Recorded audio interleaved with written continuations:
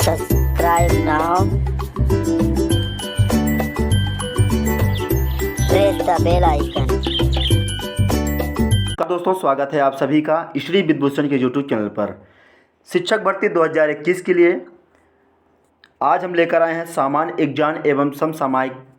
ये एपिसोड दूसरा है जिसमें हम देखेंगे 30 इम्पोर्टेंट क्वेश्चनों को। चलिए सीरीज को स्टार्ट करते हैं। ये रहा क्वेश्चन आपके सामने। राजा हर्षवर्धन की राजधानी थी, तो इनमें से आपको चूज करना है राजा हर्षवर्धन की राजधानी कौन सी थी। आपका राइट आंसर बी हो जाएगा कन्नौज। राजा हर्षवर्धन की राजधानी कन्नौज थी। बढ़ते हैं अगले प्रश्न की तरफ। एलोरा के कैलाश मंदिर का निर्माण कराया गया था, तो एलोरा के कैलाश मंदिर का निर्माण किसके द्वारा कराया गया था। आपका राइट आंसर डी हो जाएगा राष्ट्रकूटों द्वारा एलोरा के कैलाश मंदिर का निर्माण कराया गया था। एलोरा का मंदिर औरंगाबाद महाराष्ट्र में है। बढ़ते हैं अगले प्रश्न की तरफ। ग्राम पंचायत के कितने पक्ष हैं, तो ग्राम पंचायत के 3 पक्ष होते हैं। आपका राइट आंसर सी हो जाएगा। बढ़ते हैं अगले प्रश्न की तरफ।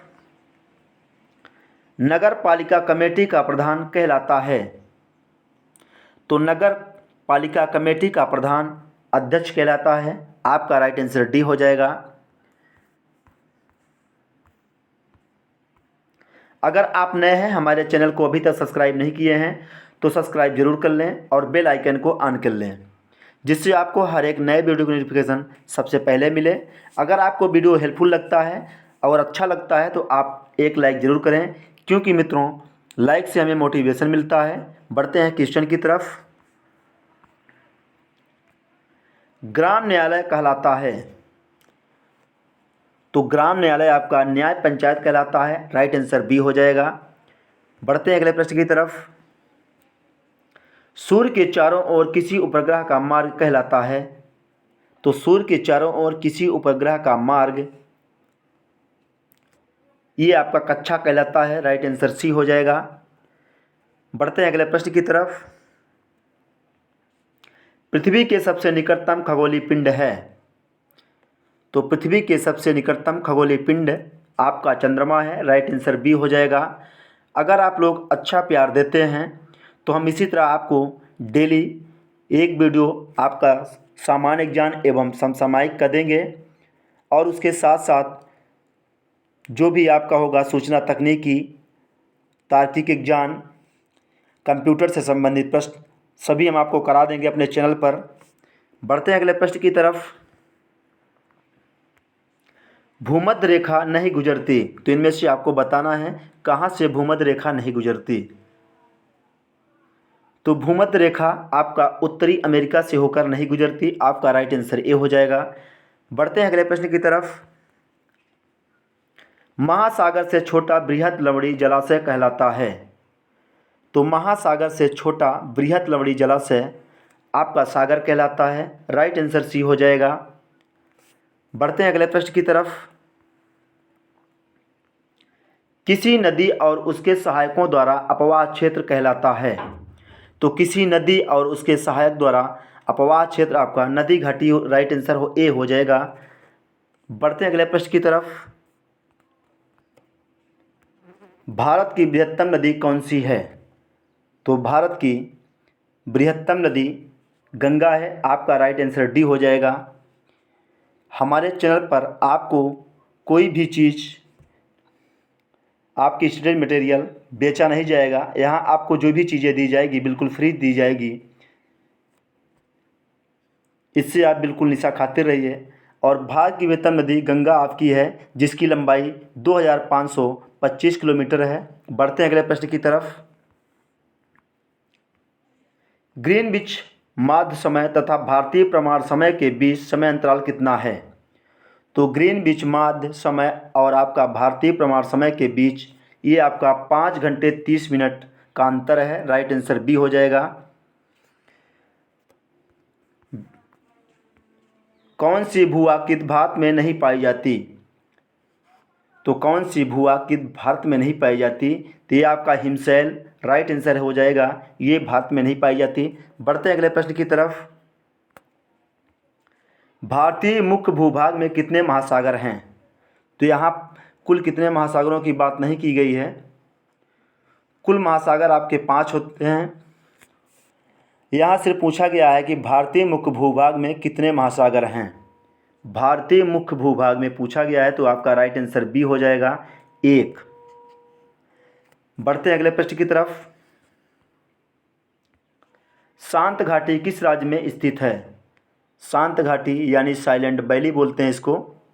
ते आपका केरल में स्थित है। आपका राइट आंसर बी हो जाएगा। बढ़ते हैं अगले प्रश्न की तरफ। गौतम बुद्ध ने पहला प्रवचन दिया था। तो गौतम बुद्ध ने पहला प्रवचन सारनाथ में दिया था। आपका राइट आंसर डी हो जाएगा। बढ़ते हैं अगले प्रश्न की तरफ। अंतिम मौर्य शासक कौन था? तो अंतिम मौर्य शासक बृहद्रथ था। आपका राइट आंसर डी हो जाएगा। बढ़ते हैं अगले प्रश्न की तरफ। प्राचीन रोम कब गणतंत्र हुआ? तो प्राचीन रोम कब गणतंत्र हुआ? तो ये आपका 6ठी सदी ईसा पूर्व में गणतंत्र हुआ। आपका राइट आंसर ए हो जाएगा। रोम आपकी इटली की राजधानी है। बढ़ते हैं अगले प्रश्न की तरफ। सिंधु घाटी सभ्यता की लिपि है। तो सिंधु घाटी सभ्यता की अवचनीय लिपि है। आपका राइट आंसर ए हो जाएगा। बढ़ते हैं अगले प्रश्न की तरफ।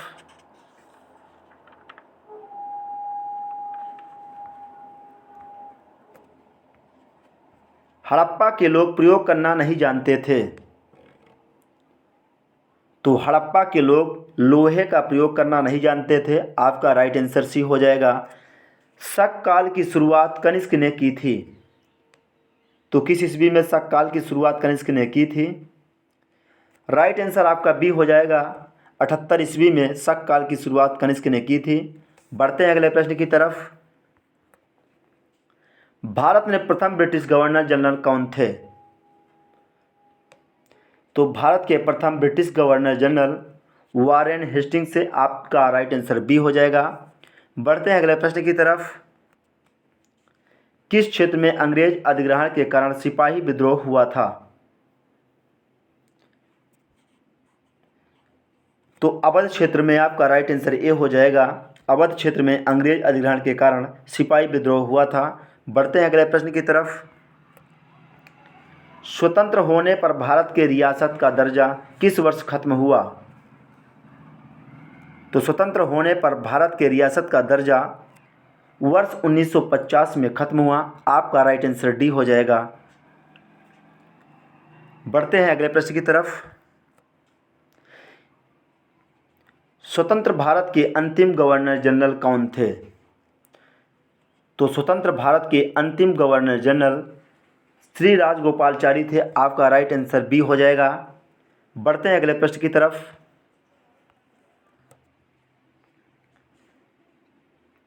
मैग्नेटिक जिरकॉन चट्टान को 44 लाख वर्ष प्राचीन है।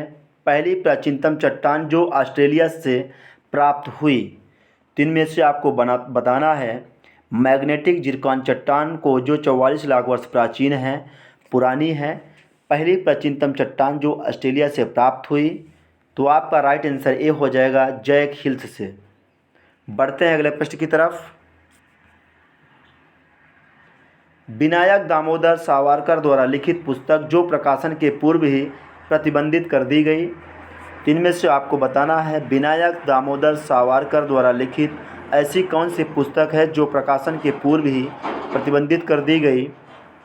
तो आपका राइट आंसर ए हो जाएगा 1857 का स्वातंत्र्य समर।